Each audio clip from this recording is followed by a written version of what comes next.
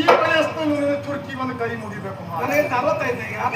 ಯಾಕೆ ಮನಸ್ಸಿಗೆ ಆಗಬೇಕು?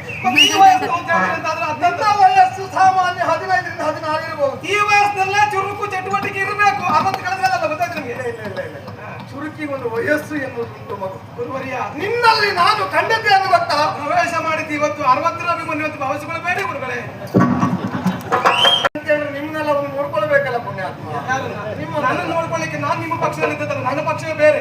ನನ್ನ ನೋಡ್ಕೊಳ್ಳಿಕ್ಕೆ ವ್ಯವಸ್ಥಿತವಾದ ವ್ಯವಸ್ಥೆ ಉಂಟು. ನನ್ನನ್ನು ನೋಡ್ಲಿಕ್ಕೆ, ನಮ್ಮನ್ನು ನೋಡ್ಲಿಕ್ಕೆ ಕರುಣಾಕರನೇ ನಮ್ಮ ಜೊತೆಗಿರುವಂತಹ ಕಾಲಕ್ಕೆ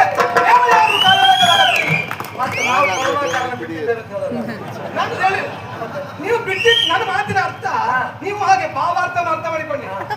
ನೀವು ಬಿಟ್ಟಿದ್ದೀರಿ ನಾವು ಹಿಡ್ಕೊಂಡಿದ್ದೀವಿ ಅಂತ ಹೇಳಿದಲ್ಲ. ನಮ್ಮನ್ನ ಸದಾ ಕಾಲ ಕಾಯಕ್ಕೆ ಕ್ಷಣೆ ಬಿದ್ದ ನಮ್ಮ ಪಕ್ಷದ ಇದ್ದಾರೆ ಅಂತ ಹೇಳಿದ್ರು. ಕರುಣಾಕರ ಯಾರು ಹಿಡ್ಕೊಂಡಿಲ್ಲ, ನಾವು ಕರುಣಾಕರ ಹಿಡ್ಕೊಂಡಿದ್ದೇವೆ. ಆಶೀರ್ವಾದ ಉಂಟು. 7 ವರ್ಷವಾಗ್ತದೆ ಎಂಬಲ್ಲಿಗೆ ಈತ ಆದದ್ದು ಹೇಗೆ ಕೇಳಿ. 6 ಮತ್ತೊಂದನೇ ದಿನದಲ್ಲಿ ಆಗಿದ್ದಲ್ಲ. ದುಷ್ಟದಾನವನ್ನ ಕೊಲ್ಲುವವ 6 ಅಂತ ಆಲೋಚನೆ ಮಾಡಿದ್ರು. ಮತ್ತೊಂದು ದಿನದಲ್ಲಿ ಬಂದು ಕೊಂದ. ಸತ್ಯ ಕಥೆ ಇದು. ಜಾರ್ಕೊಳ್ಳಿಕ್ ಬೇಕಾದಂತ ಉಪಾಯ ಮೊದಲೇ ಮಾಡ್ಕೊಂಡಿದ್ದೀನಿ ನೋಡಪ್ಪ. ಜಾರಿಕೊಳ್ಳುವ ಪ್ರಶ್ನೆ ನೀನ್ ಏನೇ ನಿನ್ನ ಕಪ್ಪಿನ ಎಷ್ಟೇ ಬಿಸಿ ಇದ್ದರು ಮಗ, ನನ್ನ ಸುದ್ದಿಗೆ ಇವತ್ತು ತಣ್ಣಗಿದ್ದೇ ಕೆಲಸ ಮಾಡ. ನನಗೆ ಆಚಾರ್ಯ ಹೇಗೆ ಎಂಬುದು ಗೊತ್ತಿದ್ದೇ ಬಿಸಿ ಮುಟ್ಟಿಸ್ಲಿಕ್ಕೆ ಬಂದವನ. ಆದ್ರೆ ಹಿರಿಯವರೆಲ್ಲ ಮಾಡಿದ ಆದರ್ಶವನ್ನು ಅನುಸರಿಸಿದ್ರೆ ಆಗ್ಲಿಕ್ಕಿಲ್ಲವೇ ಇಲ್ಲ. ಯಾಕಾಗುದಿಲ್ಲ? ಭಾರ್ಗವರಾಮರು ತಾಯಿಯ ತಲೆ ಕಟ್ಟು ನೀನ್ ಕಳಿತೀಯಾ? ಅದಾಗುದಿಲ್ಲ. ಅದು ಆದರ್ಶವಲ್ಲ. ತಾಯಿ ತಲೆ ಕೆಡದಲ್ಲ ಆದರ್ಶವಲ್ಲ. ಲೋಕದಲ್ಲಿ ಲೋಕ ಕಂಟಕರಾದ ವ್ಯಕ್ತಿಗಳೆಲ್ಲ ಕೊಲ್ಲುವುದು ಆದರ್ಶವೇ. ಯಾಕೆ ತುಂಬಿದ ಅಂತಃಪ್ರಾಯರಾದ ವ್ಯಕ್ತಿಗಳು ಲೋಕದಲ್ಲಿ ಬದುಕುವುದಕ್ಕೆ ಯಾಕೆಲ್ಲ? ಹೌದಾ? ಅಭಿಮನ್ಯು ಸಾವಧಾನ ಗಡಿಬಿಡಿ ಮಾಡಬೇಡ. ಪ್ರಾರಂಭ ಗಡಿಬಿಡಿ ಮಾಡ್ಲೇ ಇಲ್ಲ, ಮತ್ತೆ ಈಗ ಮಾಡ್ಲಿಕ್ಕೆ ಉಂಟು ನನಗೆ. ನಿನ್ನ ಪ್ರಾರಂಭ ಕಂಡಾಗ ನಮಗೆಲ್ಲ ತಲೆ ಬಿಸಿ ಆಗಿತ್ತು. ಯಾಕೆ ತಲೆ ಬಿಸಿ ವಿಭಾಗ ಯಾವುದು? ಯಾಕಂತ ಹೇಳಿದ್ರೆ ಇವು ಇಷ್ಟ ಆರಂಭದಲ್ಲ ಇಷ್ಟು ಚುರುಕಿದ್ದಾನೆ, ಇನ್ನು ಮುಕ್ತಾಯ ಹೇಗಾಗಬಹುದು ಎನ್ನುವುದಾಗಿ ನಿಮಗೆ ವಿಷಯ ಗೊತ್ತಿಲ್ಲ. ಹೇಳಿ. ಈಗ ಚುರುಕು ಸ್ವಲ್ಪ ಕಡಿಮೆ ಆಗಿದೆ. ಆಚಾರ್ಯ ಭೀಷ್ಮರಲ್ಲಿ ಹೋರಾಟ ಮಾಡುವಾಗ ಆವತ್ತಿದ್ದಂತ ಚುರುಕು ನೀವು ಕಾಣಬೇಕಿತ್ತು. ನಾನು ನೋಡಿದ್ದೇನೆ, ನಾನು ಇದ್ದೇನೆ. ಇನ್ನು ಚುರುಕು ಎಷ್ಟು ಅಂತೆಲ್ಲ ನೋಡಿದ್ದೇನೆ. ಹಾಗಂತ ಈ ವಯಸ್ಸನ್ನು ತುರ್ಕಿ ಒಂದು ಕೈ ಮುಗಿಬೇಕು. ನನಗೆ 45 ಈಗ. ಯಾಕೆ ಮನಸ್ಸಿಗೆ ಆಗಬೇಕು? ಈ ವಯಸ್ಸು ಅಂತ ಹೇಳಿದ್ರೆ ನನ್ನ ವಯಸ್ಸು ಸಾಮಾನ್ಯ 15 ರಿಂದ 16 ಇರಬಹುದು. ಈ ವಯಸ್ಸಲ್ಲೇ ಚುರುಕು ಚಟುವಟಿಕೆ ಇರಬೇಕು. 60 ಕಳೆದಲ್ಲ ಗೊತ್ತಾಯ್ತು ನಿಮಗೆ? ಇಲ್ಲ. ಚುರುಕಿಗೆ ಒಂದು ವಯಸ್ಸು ಎನ್ನುವುದು ಉಂಟು ಮಗು. ಗುರುವರಿಯ ನಿನ್ನಲ್ಲಿ ನಾನು ಕಂಡದ್ದೇನು ಗೊತ್ತಾ? ಪ್ರವೇಶ ಮಾಡಿದ್ದು ಇವತ್ತು 60ರ ಅಭಿಮನ್ಯು ಅಂತ ಭಾವಿಸಿಕೊಳ್ಳಬೇಡಿ ಗುರುಗಳೇ. ಅಲ್ಲ, ನನಗೆ ಅಷ್ಟೆಲ್ಲ ಆಗ್ತದೇನೋ ಅಂತ ಭರವಸೆ ಇಲ್ಲ. ಅಲ್ಲ, ನನಗಷ್ಟು ಆಗ್ಬೇಕು ಅಂತ ವಿಶ್ವಾಸ ಇಲ್ಲ. ಇರ್ಲಿ, ಒಳ್ಳೆ. ಯಾಕೆ ಇರುವಷ್ಟು ಹೊತ್ತು ಏನನ್ನ ಮಾಡಬೇಕು ಅಷ್ಟನ್ನ ಪ್ರಾಮಾಣಿಕವಾಗಿ ಮಾಡಿರ್ಕೊಂಡಿರ್ಬೇಕೆಂಬ ಆಶಯ ನನ್ನದು. ಆಗಲಿ. ನಿನ್ನ ಪ್ರಾಮಾಣಿಕತನಕ್ಕೆ ತಕ್ಕ ಬೆಲೆ ಸಿಗಲಿ ಎಂಬುದಾಗಿ ನಾನು ಭಗವಂತನಲ್ಲಿ ಕೇಳಿಕೊಳ್ತೇನೆ. ನನಗೆ ಇತ್ತೀಚೆಗೆ ನಿಮ್ಮ ಗುಣ ಗೊತ್ತಾಗಿದೆ. ಹೌದು. ನೀವು ಕುಣಿಯು ಸ್ವಲ್ಪ ಕಡಿಮೆ ಮಾಡ್ತೀರಿ, ಕುಣಿಸೋರು ಕುಣಿಸ್ತಾ ಇರ್ತೀರಿ ತೆರೆ ಬರಲಿ ನಿಂತ್ಕೊಂಡು ಅಂತ. ಹೌದು. ಯಾಕೆ ಎಲ್ಲರೂ ಕುಣಿತಾ ಹೋದ್ರೆ ಕಷ್ಟ ಆಗ್ತದೆ. ಇದನ್ನು ಕೆಲವು ವರ್ಷ ಮೊದಲು ನೀವು ಅರ್ಥ ಮಾಡ್ಕೊಳ್ಬೇಕಿತ್ತು, ಈಗಲ್ಲ. ಇಲ್ಲ, ಯಾಕಂದ್ರೆ ನೀವು ಅಷ್ಟೊಂದು ತಯಾರಾಗಿರ್ಲಿಲ್ಲಲ್ಲ. ನಾನು ನೀನೇ ಒಪ್ಪುಗ. ನಾನಲ್ಲ, ನೀನು. ನಾನು ಅದಕ್ಕೆ ನಾನು ಅಂತ ಹೇಳ್ತೇನೆ. ಹೌದು. ನನ್ನ ವಯಸ್ಸು ಮತ್ತೆ ಆಲೋಚನೆ ಮಾಡು. ನಿನ್ನಪ್ಪನ ವಯಸ್ಸು ನನ್ನ ಮಗ ಅಶ್ವತ್ಥಾಮನ ವಯಸ್ಸು ಸಮಾನವಾದದ್ದು ಗೊತ್ತಿದೆ ಎಂಬುದಕ್ಕೆ ಈಗ ನೀ ತಯಾರಾಗ್ತಾ ಇದ್ದೇನೆ. ಅಲ್ಲ, ನಾನು ಒಪ್ಪಿಕೊಂಡು ಬಂದಿದ್ದೇನೆ. ಅಭಿಮನ್ಯು ಏನು ಎದ್ದ ಕುಂಡದಿಂದ ಊರ್ಧಮುಖವಾಗಿ ಉರಿಯುವ ಅಗ್ನಿ. ನೀವು ಒಪ್ಪನೇ ಅಲ್ವೋ? ನಿನ್ನಲ್ಲಿ ಹಲವರನ್ನು ನಾನು ಕಂಡಿದ್ದೇನೆ. ಆಕರ್ಷಣೆಯಲ್ಲಿ ಆನಂದ ಕಂದ, ಧರ್ಮದಲ್ಲಿ ಧರ್ಮರಾಜ, ಫಲದಲ್ಲಿ ಭೀಮ, ಸಾಹಸದಲ್ಲಿ ಅರ್ಜುನ, ಜ್ಞಾನಿಗಳಾಗಿ ನಕುಲ ಸಹದೇವರು. ಸತ್ಯ ಹೇಳ, ಅದನ್ನ ಹೇಳಿ ಇವತ್ತು ಸೋತಿದ್ದೇನೆ. ನೀವು ಸತ್ಯ ಹೇಳ್ಬೇಕು ಗುರುಗಳೇ. ನಿಮ್ಮ ಪ್ರವೇಶ ಆಗುತ್ತಾ ಇದ್ದದ್ದು ಈಗ.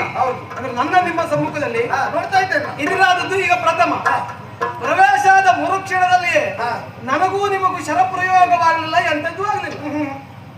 ಶರಪ್ರಯೋಗಕ್ಕಿಂತ ಮೊದಲೇ ನೀವು ಸೋತಿದ್ದೇವೆ ಅಂತ ಹೇಳಿದ್ರೆ ಅರ್ಥ ನನ್ನದಾದಂತಹ ಕರದ ವೈಖರಿಯನ್ನು ಕಂಡು ಸೋಲು ನಿಮ್ಮ ಪಾಲಿಗೆ ಖಚಿತ ಎಂಬ ಹಾಗೆ ಭಾವಿಸಿಕೊಂಡು ಪ್ರಸಂಗ ಬೇಗ ಮುಗಿಸುವ ಯೋಚನೆ ನಾವಿದ್ದೀರಾ ಹಾಗೆ. ಅಮೃತಂ ಬಾಲಭಾಷಿತಂ ಅಂತ ಹೇಳಿ ನಿನ್ನ ಮಾತು ಇಷ್ಟರ ವ್ಯಾಪ್ತಿಯಲ್ಲೇ ಇರ್ತದೆ, ಬಿಟ್ಟು ಹೊರಹೋಗುದಿಲ್ಲ. ಯಾಕೆ ನೀನು ಮಗು. ಕಾರಣ ನನ್ನ ಬಾಣ ಇರುವುದು ನನಗೆ ತಾಗಲಿಲ್ಲ, ನಿನ್ನ ಬಾಣ ನನಗೆ ಗಾಯ ಹೊಡೆಯಲಿಲ್ಲ. ಯಾಕೆ ಸೋತಿದ್ದು ಗೊತ್ತಾ? ಕಾರ್ಯವರ್ಗನವರು ಹೋಗುವಾಗ ಹೂದೋಟದಲ್ಲಿ ಚಂದದ ಹೂವನ್ನು ಕಾಣ್ತಾನೆ, ಅಯ್ಯೋ ನಾ ಸೋತಿದ್ದೇನೆ ಹೇಳ್ತಾನೆ. ಇಂಪಾದ ಹಾಡುಗಾರನ ಹಾಡಿಗೆ ಒಬ್ಬ ಹೇಳ್ತಾನೆ, ಆಹಾ ಎಂತ ರಾಗ ಎಂತ ಹಾಡು, ನಾನು ಸೋತೆ. ಬಾರಿಸುವನ ಕೈ ಚಾಚುವ ನೋಡಿಗೆ ಮರುಳಾಗಿ ಎಂತವರು ಸೋಲ್ಬೇಕು ಅಂತ ಹೇಳಿದಾಗ ಹೋಗ ಅವಳೆಲ್ಲ ನಾನು ಹೊಡೆದಾಟ ಮಾಡಿದೆ ಅಂತ ಹೇಳಕ್ಕವ. ಅಲ್ಲ ಹೂದೋಟದಲ್ಲಿ ಹೂವಿನಲ್ಲಿ ಯುದ್ಧ ಮಾಡ್ತೇವೆ ಅಂತ ಹೇಳಕ್ಕವ. ಹೊರಸೋಲು ಭಾವಾರ್ಥ ಬೇರೆ ಧ್ವನ್ಯಾರ್ಥ ಬೇರೆ ಮಗು ಗೊತ್ತಿದೆ. ಹಾಗಿರುವಾಗ ಮಾನಸಿಕವಾಗಿ ನಿನ್ನ ಸ್ಥೈರ್ಯಕ್ಕೆ ನಿನ್ನ ಧೈರ್ಯಕ್ಕೆ ನಾವು ಸೋತಿದ್ದೇವೆ ವಿನಃ ಯುದ್ಧದಲ್ಲಿ ಸೋತಿದ್ದಲ್ಲ. ಮಾನಸಿಕವಾದಂತ ಸೋಲು ಅಂತ ಹೇಳಿಕ್ಕೆ ಆಗುದಿಲ್ಲ. ಯಾಕೆ? ಮನಸ್ಸೋತದ್ದು. ಅದೇ ಮಾನಸಿಕ ಅಂತ ಮನಸ್ಸಿಗೆ ಅಲ್ಲ, ಮಾನಸಿಕವಾಗಿ ಅನ್ನೋದ್ರ ಅರ್ಥ ಮನಸ್ಸಿನ ಭಾವನೆ ಬಂತು ಅಂತ ಹೇಳಿ ಮನಸ್ಸೋತದ್ದು. ಮಾನಸಿಕ ಅಂತಂದ್ರೆ ಮಾನಸಿಕವಾಗಿ ತಿರುಗ್ತಾ ಇದ್ದಾನೆ ಅಂತ ಹೇಳಿ ಅಲ್ಲ. ಅದೇ ಹೋಗುವಂತ ಇಲ್ಲಿ ಬರ್ತಿದ್ದೆ ನೀವು. ಯಾಕಂತ ಹೇಳಿದ್ರೆ ನಿಮ್ಮನ್ನೆಲ್ಲ ಒಂದು ನೋಡ್ಕೊಳ್ಬೇಕಲ್ಲ ಪುಣ್ಯಾತ್ಮ. ನನ್ನ ನೋಡ್ಕೊಳ್ಳಿಕ್ಕೆ ನಾನು ನಿಮ್ಮ ಪಕ್ಷದಲ್ಲಿ ಇದ್ದಲ್ಲ, ನನ್ನ ಪಕ್ಷವೇ ಬೇರೆ. ನನ್ನ ನೋಡ್ಕೊಳ್ಳಿಕ್ಕೆ ವ್ಯವಸ್ಥಿತವಾದ ವ್ಯವಸ್ಥೆ ಉಂಟು. ನಮ್ಮನ್ನು ನೋಡ್ಲಿಕ್ಕೆ ನಮ್ಮನ್ನು ನೋಡ್ಲಿಕ್ಕೆ ಕರುಣಾಕರನೇ ನಮ್ಮ ಜೊತೆಗಿರುವಂತಹ ಕಾಲಕ್ಕೆ ಬೇರೆ ಯಾರು ಮತ್ತೆ ನಾವು ಕರುಣಾಕರನ ಬಿಟ್ಟಿದ್ದೇವೆ ಅಂತ ಹೇಳೋದು. ನಾನು ಹೇಳಿ ನೀವು ಬಿಟ್ಟಿದ್ದು ನನ್ನ ಮಾತಿನ ಅರ್ಥ ನೀವು ಹಾಗೆ ಭಾವಾರ್ಥ ಅರ್ಥ ಮಾಡಿಕೊಳ್ಳಿ. ನೀವು ಬಿಟ್ಟಿದ್ದೀರಿ ನಾವು ಹಿಡ್ಕೊಂಡಿದ್ದೀವಿ ಅಂತ ಹೇಳಿದಲ್ಲ. ನಮ್ಮನ್ನ ಸದಾ ಕಾಲ ಕಾಯಕ್ಕೆ ಕ್ಷಣಕ್ಕಿದ್ದ ನಮ್ಮ ಪಕ್ಷದಲ್ಲಿ ಇದ್ದಾರೆ ಅಂತ ಹೇಳಿದ್ದಾರೆ. ಕರುಣಾಕರ ಯಾರು ಹಿಡ್ಕೊಂಡಿಲ್ಲ, ನಾವು ಕರುಣಾಕರ ಹಿಡ್ಕೊಂಡಿದ್ದೇವೆ. ಆಶೀರ್ವಾದ ಉಂಟು. ನೀವಿನ್ನು ಕೆಲವು ವರ್ಷ ಈ ಕ್ಷೇತ್ರ ಇರಬೇಕು ಅಂತ ಆದ್ರೆ ಆ ಕೆಲಸ ಮೊದಲು ಮಾಡಬೇಕು ನೀವು. ಅದು ನೀ ಹೇಳಿ ನಾವು ಕಲಿಬೇಕಾಗ್ತಿಲ್ಲ. ಬರುವಾಗಲೇ ಆಲೋಚನೆ ಮಾಡಿದ್ದೇನೆ. ಯಾಕೆ? ಯಾಕೆ? ಒಂದು ಕಾಲದಲ್ಲಿ ಉಣ್ಣುವ ಅನ್ನಕ್ಕೂ ಗತಿ ಇಲ್ಲದಿರುವಂತ ಸಂದರ್ಭ ಗುರುದ್ರೋಣರಿಗೆ ಮಗನಿಗೆ ಹಾಲು ಕುಡಿಸುವ ಸಾಮರ್ಥ್ಯ ಇರಲಿಲ್ಲ. ಕುಡುವುದಕ್ಕೆ ತುಂಡು ಬಟ್ಟೆಗೂ ಗತಿ ಇರಲಿಲ್ಲ. ಹಸ್ತಿನ ಕೈ ಬೀಸಿ ಕರೆದಾಗ ನನಗೆಲ್ಲವೂ ಕೊಟ್ಟಿದೆ ನಿಂತ ಅಭಿಮಾನಕ್ಕೆ ಇಂದು ಇಲ್ಲಿ ಬಂದು ನಿಂತಿದ್ದೇನೆ. ನಿಮ್ಮನ್ನು ಈ ಪರಿಸ್ಥಿತಿಯಲ್ಲಿ ಅವರು ನೋಡ್ಕೊಳ್ತಾ ಇದ್ದಾರೆ ಅಂತ ಜಾಗ್ರತೆ ಮಾಡ್ಕೊಳ್ಳಿ ನೀವು. ಯಾವ ಪರಿಸ್ಥಿತಿ? ವಯಸ್ಸಾಗ್ತಾ ಬಂತ ಏನಂತ ಗೌರವದಲ್ಲಿ ನಾನು ಹೊರಗಿನ ವಿಷಯವೇ ಮಾತಾಡಲಿಲ್ಲ ಅಂತ ಹೇಳ್ತಾ ಇದ್ದೀಯ. ಈ ಕೂಡ ಅದನ್ನು ಹೇಳ್ತಿದ್ದೆ. ಯಾಕೆ ಕೇಳಿ ನೀವು ಹಾಗೆ ಅದೇ ವಿಷಯದ ಕುರಿತಾಗಿ ಮಾತನಾಡೋದಕ್ಕೆ ಪ್ರಾರಂಭಿಸಿದ್ರಿಂದ ನೀವು ಮಾತನಾಡಿದ್ರ ಮೇಲೆ ನಾನು ಮಾತಾಡಬೇಕು ಅನಿವಾರ್ಯ ಎಂಬ ಕಾಲ ಅರ್ಥ ಆಗುತ್ತೆ. ನಿನ್ನ ವ್ಯಾಪ್ತಿ ಅಷ್ಟೇ. ನಿನ್ನ ವ್ಯಾಪ್ತಿ ಸಣ್ಣವನಲ್ವಾ?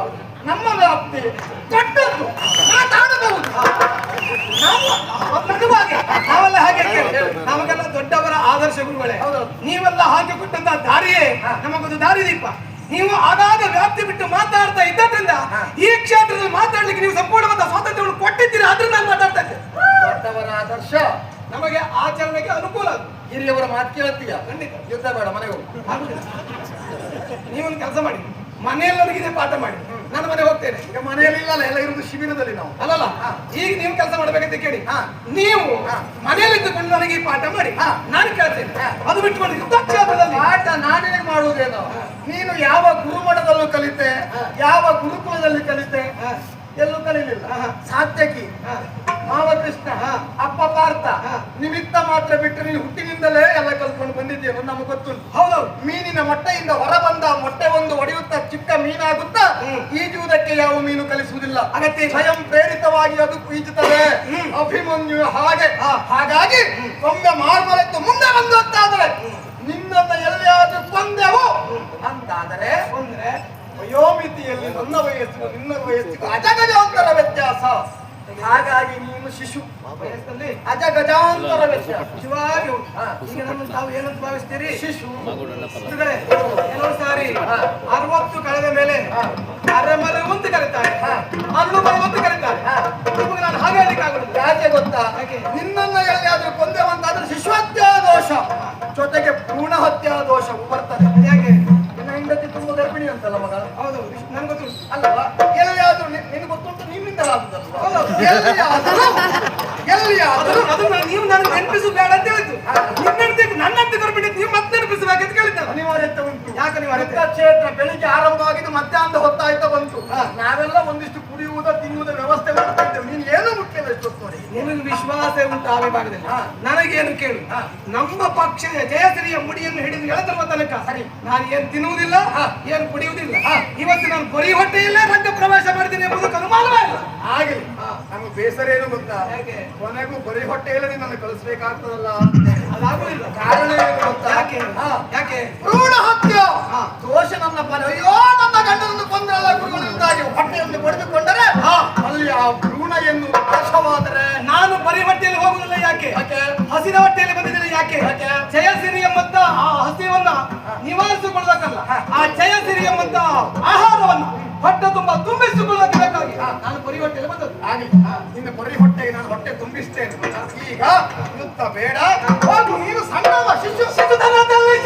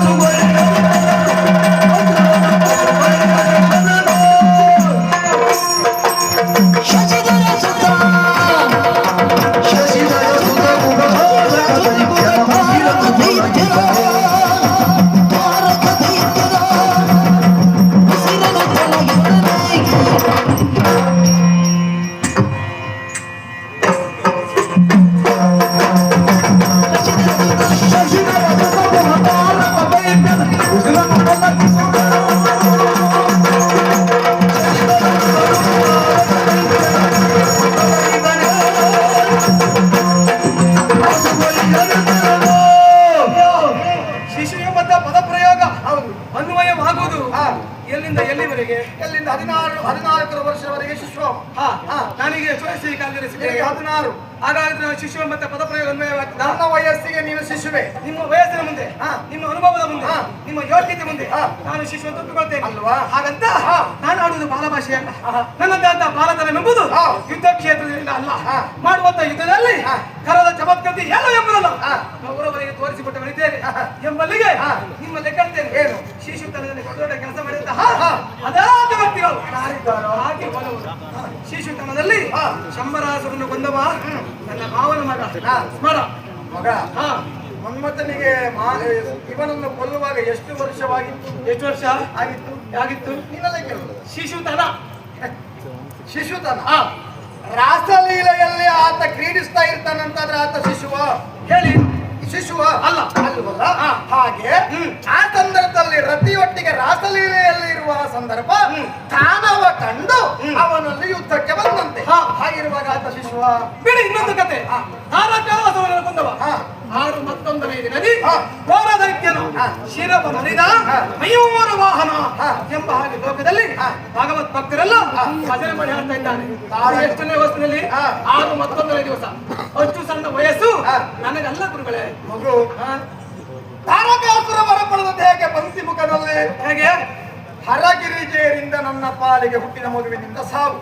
ದಕ್ಷ ಯಜ್ಞದಲ್ಲಿ ದಹಿಸಿ ಹೋದ ದಾಕ್ಷಾಯಿಣಿಯನ್ನು ಕಂಡು ಈ ರೀತಿ ಬುದ್ಧಿವಂತಿಕೆಯನ್ನು ಪ್ರಯೋಗ ಮಾಡಿದ. ಮತ್ತೆ ಅವನಿಗೆ 6 ಮತ್ತು 7 ದಿನ ಅಂತ ಹೇಳಿದ್ರೆ ದೇವಮಾನವರ ಲೆಕ್ಕದಲ್ಲಿ ಆಳಿದ್ದೀಯ, ಭೂಮಿಯ ಮಾಪನ ಲೆಕ್ಕ ಆಳಿದ್ದೀಯ? ನಾವು ಅವರನ್ನು ತಿಳಿಬೇಕಾದ್ರೆ ದೇವಮಾನವರ ಲೆಕ್ಕದಲ್ಲಿ. ಹಾಗಾದ್ರೆ 7 ದಿನ ಆಗ್ಲಿಕ್ಕಿಲ್ಲ. ಅಂದ್ರೆ ಯಾಕೆ? ದೇವಲೋಕದ 1 ದಿವಸ ಇರೋದು ಭೂಲೋಕದ 1 ವರ್ಷವಾಗ್ತದೆ. ಹಾಗಿರುವಾಗ ಆ ಮಾನಕ್ಕೆ 7 ದಿವಸ ಅಂತ ಹೇಳಿದ್ರೆ 7 ವರ್ಷವೇ ದಾಡ್ತದೆ.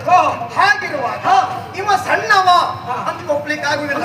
7 ವರ್ಷ ಹೌದು ನೀವು ಒಪ್ಕೊಳ್ತೀರಿ. ಯಾವುದು ಅದು? 7 ವರ್ಷವಾಗ್ತದೆ ಎಂಬಲ್ಲಿಗೆ ಈತ ಅದಕ್ಕೆ ಹೇಗೆ ಕೇಳಿ 6 ಮತ್ತು 1 ದಿನದಲ್ಲಿ ಆಗಿದ್ದಲ್ಲ. ಮತ್ತೆ ದುಷ್ಟದಾನವನ್ನ ಕೊಲ್ಲುವವ 6 ಅಂತ ಆಲೋಚನೆ ಮಾಡುದು. ಮತ್ತೊಂದು ದಿನದಲ್ಲಿ ಬಂದು ಕೊಂದ. ಸತ್ಯ ಕಥೆ ಇದು. ಜಾರ್ಕೊಳ್ಳಿಕ್ ಬೇಕಾದಂತ ಉಪಾಯ ಮೊದಲೇ ಮಾಡ್ಕೊಂಡಿದ್ದೀನಿ ನೋಡಪ್ಪ. ಜಾರಿಕೊಳ್ಳುವ ಪ್ರಶ್ನೆ ನೀನ್ ಏನೇ ನಿನ್ನ ಕಪ್ಪಿನ ಎಷ್ಟೇ ಬಿಸಿ ಇದ್ದರು ಮಗ, ನನ್ನ ಸುದ್ದಿಗೆ ಇವತ್ತು ತಣ್ಣಗಿದ್ದೇ. ನನಗೆ ಆಚಾರ್ಯ ಹೇಗೆ ಎಂಬುದು ಗೊತ್ತಿದ್ದೇ ಬಿಸಿ ಮುಟ್ಟಿಸ್ಲಿಕ್ಕೆ ಬಂದವನ. ಆದ್ರೆ ಹಿರಿಯವರೆಲ್ಲ ಮಾಡಿದ ಆದರ್ಶವನ್ನು ಅನುಸರಿಸಿದ್ರೆ ಆಗ್ಲಿಕ್ಕಿಲ್ಲವೇ? ಯಾಕಾಗುದಿಲ್ಲ? ಭಾರ್ಗವರಾಮರು ತಾಯಿಯ ತಲೆ ಕಡಿದು ನೀನ್ ಕಡಿತೀಯ? ಅದಾಗುದಿಲ್ಲ. ಅದು ಆದರ್ಶವಲ್ಲ.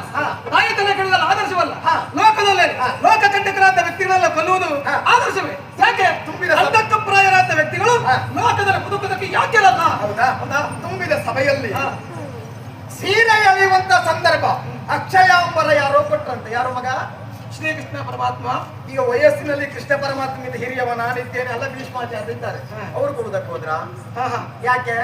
ದೈವಾಂಶ ಶಕ್ತಿ ಇರುವುದು ಕೃಷ್ಣ ಪರಮಾತ್ಮನಲ್ಲಿ ಮಾತ್ರ. ಈಗ ಅವರೆಲ್ಲ ದೈವಾಂಶ ಸಂಭೂತರಾದ್ರಿಂದಲೇ ಒಬ್ಬೊಬ್ಬರು ಒಂದೊಂದು ಘನ ಕಾರ್ಯ ಮಾಡಿದ್ದಾರೆ. ಬೇಡ, ನಿನ್ನ ಮಾವ ಗೋಪಾಲ ನಿಜವಾಗ್ಲೂ ಗೋಪಾಲನ ನೆನಪಿಟ್ಟುಕೊಳ್ಬೇಕು ನೀನು. ನೀವು ಹೇಳುದು ಬೇಡ, ನಾನು ಒಂದೇ ಅದನ್ನು ಆದರ್ಶವಾಗಿ ಇರಿಸಿಕೊಂಡವ, ಮಾವನಿಗೆ ತಕ್ಕಳಿಯ ಎಂಬ ಹಾಗೆ ಆಗಬೇಕು ಅಂತ ಆದ್ರೆ ಎಳೆಯ ವಯಸ್ಸಿನಲ್ಲೇ ಕಂಸನನ್ನು ಕೊಂದ. ಹೌದು, ಮಾವನನ್ನು ಅವನು ಕೊಂದ ಅಂತ ಉಳಿದವರು ಕೊಲ್ಲಿಕ್ಕೆ ಆಗ್ತದ? ಸಾಧ್ಯ ಇಲ್ಲ. ಹಾಗೆ ಅಲ್ಲಿ ವ್ಯವಸ್ಥೆ ಬೇರೆ, ಇಲ್ಲಿ ವ್ಯವಸ್ಥೆ ಬೇರೆ. ಈಗ ನನ್ನನ್ನು ಕೊಲ್ಲುತ್ತೆ ಅಂತ ಯಾರ ಹತ್ರ ನೀನು ಹೊರ ಪಡೆದಿದ್ಯಾ? ನಾನು ಕೊಲ್ಲುವುದಕ್ಕಾಗಿ ಬಂದವನಲ್ಲ ಗುರುಗಳೇ. ಮತ್ತೆ ನಾನು ಹೇಳಿದ್ದು ಅವರೆಲ್ಲ ಸಣ್ಣ ವಯಸ್ಸಿನ ದೊಡ್ಡ ಸಾಧನೆ ಮಾಡಿದ್ದಾರೆ. ಅದೇ ಆದರ್ಶವನ್ನು ಇರಿಸಿಕೊಂಡು ಸಣ್ಣ ಸಣ್ಣ ಯುದ್ಧದಲ್ಲಿಯೋ ಅಥವಾ ಸಣ್ಣ ಸಣ್ಣ ರೀತಿ ನೀತಿಗಳಲ್ಲಿಯೋ ತಮ್ಮ ಬದುಕಿಗೆ ಆದರ್ಶವಾಗಿ ಅವರ ಪಾಠವನ್ನ ಮುಂದುವರಿಸಿಕೊಂಡು ಹೋದೆವಂತಾದ್ರೆ ಸಾಧ್ಯವನ್ನ ತೋರಿಸುವುದಕ್ಕೆ ಸಾಧ್ಯ ಎಂಬ ಅರ್ಥ ನನ್ನದು. ಯಾಕೆ ಅವರೆಲ್ಲ ಕೊಂದಿದ್ದಾರೆ, ನನಗೆ ಕೊಲ್ಲುವ ಅಗತ್ಯ ಇಲ್ಲ. ನಾನು ಕೊಲ್ಲುವುದಿಲ್ಲ. ಯಾಕೆ ನೀವು ಬ್ರಾಹ್ಮಣರು, ಬ್ರಹ್ಮಹತ್ಯೆ ಅಂತ ಮಹಾಪಾಪವನ್ನ ಮೈ ಮೇಲೆ ಎಳ್ಕೊಳ್ಳಿಕ್ಕೆ ಯಾವತ್ತೂ ಇಷ್ಟ ಇಲ್ಲ. ಹಾಗಾದ್ರೆ ಯುದ್ಧ ಬೇಡ, ಹೌದು ಯುದ್ಧ ಬೇಡ, ಕೊಲ್ಲಬಾರ್ದು ಅಂತ ಉಂಟು. ಯಾಕೆ ಗೊತ್ತಾ? ಇಷ್ಟುವರೆಗೆ ಕೈ ತಳೆದ ಯಾಕೆ ಗೊತ್ತಾ? ಯಾಕೆ? ನನ್ನ ಪ್ರಾಯದ ನೆನಪಾಗ್ತಾ ಉಂಟು. ನನ್ನ ಪ್ರಾಯ ಕಾಲದಲ್ಲಿ ನಾನು ಹೀಗೆ ಇತ್ತು.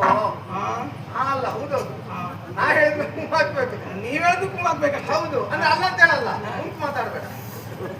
ಅಲ್ಲೇ ಅಲ್ಲ, ಯಾಕೆ ಈ ಕೊಂಕು ಯಾಕೆ ಅಂತ ಹೇಳಿ ಈ ಕಡೆಯಿಂದ ಬಂದದ್ದು ಸಣ್ಣ ಕೊಂಕಿನ ಮಾತು ಈಗಲೇ ನಾನು ಕರಗತ ಮಾಡ್ಲಿಕ್ಕೆ ಶುರು ಮಾಡಿದ್ದೆ ನಿಮ್ಮಿಂದ. ಕೌರವನಲ್ಲಿ ಒಂದು ಮಾತಾಡಿದ್ರೆ ಹೂ ಹಾಕಿ ಕಲಿಸಿದ್ದ. ಯಾಕೆ ಯಾಕೆ ಸುಮ್ಮನಾಗಿದ್ದೇನೆ? ಈಗ ನನಗೆ ನೇರ ಲಕ್ಷ್ಯ ಯಾರು ಕೇಳಿ, ಅವ ಅಲ್ಲ, ಸೇನಾ ನಾಯಕತ್ವ ವಹಿಸಿಕೊಳ್ಳೋದು ಯಾರು ನಾವೇ ಅಲ್ವಾ? ನನಗೆ ನೇರ ಲಕ್ಷ್ಯ ನೀವೇ ಗೊತ್ತಾ? ನಿಮ್ಮ ಮೈಯಲ್ಲಿ ಒಮ್ಮೆ ಕಾರ್ಯವನ್ನ ಮಾಡಿದ್ರೆ ಮಗು ನನ್ನ ಪಾಲಿಗೆ ಕೆಲವು ಚಕ್ರಯುಗ ಸವ್ಯವಾಗಿ ತಿರುಗುತ್ತಾ ಇದೆ. ಎದುರಿರುವವರು ಮಹಾರಥಿಗಳು. ಕೆಂಪು ಹಾರವನ್ನು ಧರಿಸಿ, ಕೆಂಪು ಆಭರಣವನ್ನು ಧರಿಸಿ, ಕೆಂಪು ಆಯುಧವನ್ನು ಹಿಡಿದು ಯುದ್ಧ ಮಾಡುತ್ತಿದ್ದವರು. ಸೈನ್ಯವನ್ನು ಧರೆಗುರಿಸಿ ಸಮರಗಳಿಂದ ಉರುಳಿಸಿ ಬಂದ ಎಮ್ಮಲಿಗೆ ಗೆಲುವು ನಿನ್ನ ಪಾಲಿಗಾಯ್ತು ಸಿಗಬೇಡ. ನೀವ್ ಹೇಳ್ತಂತದ್ದು ಪಾಂಡವರ ಪಕ್ಷದಲ್ಲಿ ಸತ್ವ ಬಲವುಳ್ಳವರು ಇದ್ರೆ ಚಕ್ರವ್ಯೂಹ ಭೇದನ ಕಾಲ ಮಾಡ್ಲಿ ಅಂತ ಹೇಳಿದ್ದೀರಾ? ಬಂದೀಯ ನೀನು? ನಾನು ಮಾಡಿದ್ದೆ. ನೀನು ಇಲ್ಲಿ ಬಂದಿದ್ದೀಯಾ? ನಾನು ಮಾಡಿದ್ದೆ. ಬರುವುದು ನಿನ್ನಿಷ್ಟ, ಹೋಗುವುದು ನಿನ್ನಿಷ್ಟ ಅಲ್ಲ. ನನಗೆ ಕಷ್ಟ ನೋಡುವ ಹಾಗಾದ್ರೆ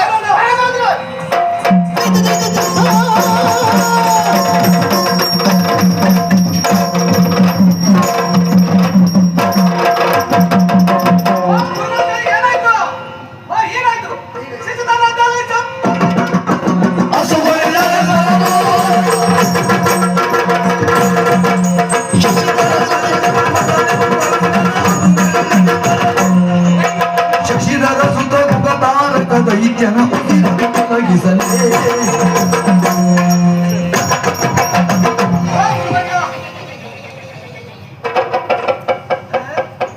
ರಕ್ತ ಸೋರ್ತ ಉಂಟು, ಶಿಶು ಬಿಟ್ಟ ಬಾಣದ ಉರಿ, ಕರದ ಗುರಿ ಯಾಗುಂಟು ಗುರುಗಳೇ?